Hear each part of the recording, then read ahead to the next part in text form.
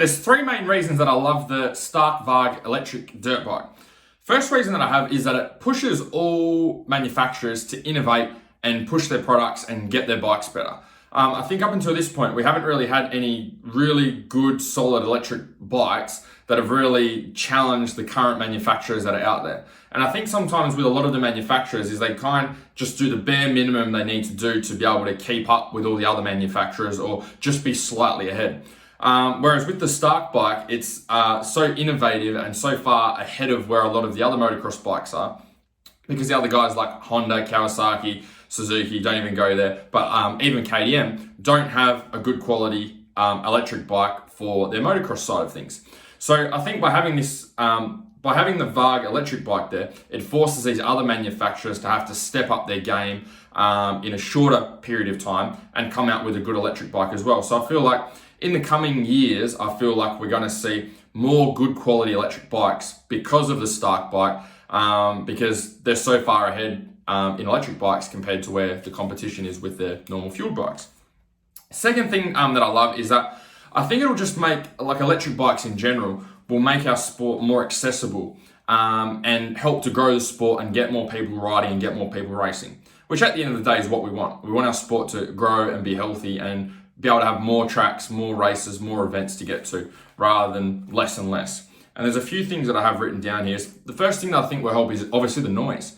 We've got a lot less noise, and that's one of the big problems for a lot of tracks is tracks get closed down or tracks have to be miles away and out in the country, which makes it hard for people to be able to access. So let me keep on topic with the noise, but if we can cut the noise down, that means we can get people riding a lot more. If you've got a small property, you can go and ride, okay? We can have motocross tracks like at the local park. You could have a stadium cross, and as long as this dust is under control, the noise isn't gonna be something that that holds events back. So instead of having to drive 1, 2, 3 hours to get to a track or get to a race, you could have races in residential areas, at local parks. You could have them in the city. You can have them in stadiums a lot more without, causing a big hassle like most tracks do at the moment when they're too close.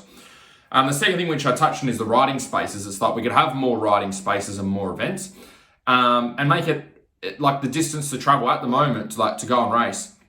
You've got to drive a reasonable amount of time, half an hour, if you don't live in a country area, if you're living in residential. So if we can get more riding spaces closer, we can get more people riding, the sport's going to be a lot healthier. And we can also see the development of the sport be a lot quicker because it's more accessible. The other thing is maintenance.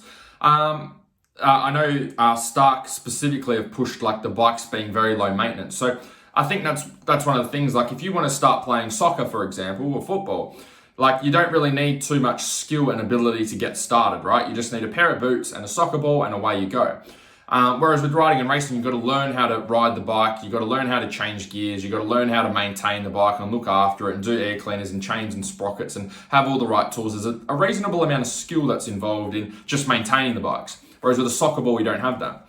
So I think that's going to be one of the things that's going to be a big advantage is we can see more people coming into the sport easier because you don't have to have as high of a skill set to be able to look after the bikes, and also it doesn't take as much time to look after them. So you can do the part which is most enjoyable, which is actually just the riding, not the looking after it.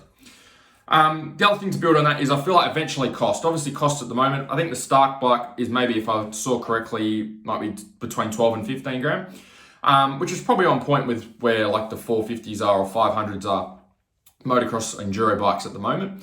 But I feel like over time, like these are obviously, it's just early days for this. And as with anything that's in early days, it's not as efficient and a lot more expensive to make.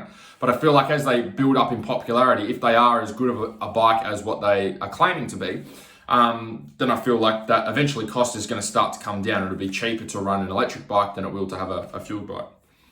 Third thing that comes up is that, third thing that I love about the Stark VARG electric bike is that it's probably our most premium bike that I've seen so far. There's been a couple of others that have done a reasonably good job, but this is probably the one that really stands out. That's probably, from what's been said anyway, it's better than all of the motocross bikes and fueled bikes that we have at the moment. With the other ones, they've had not so good equipment, not so good, wheels or handlebars and things like that. Whereas this bike looks great. Looks like it talks the talk. I guess we've just got to see when they get them into mass production and everyone's riding it. I'm sure there'll be a few things that go wrong. But yeah, only time will tell. But they're the 3 reasons I absolutely love this bike and looking forward to seeing more electric bikes.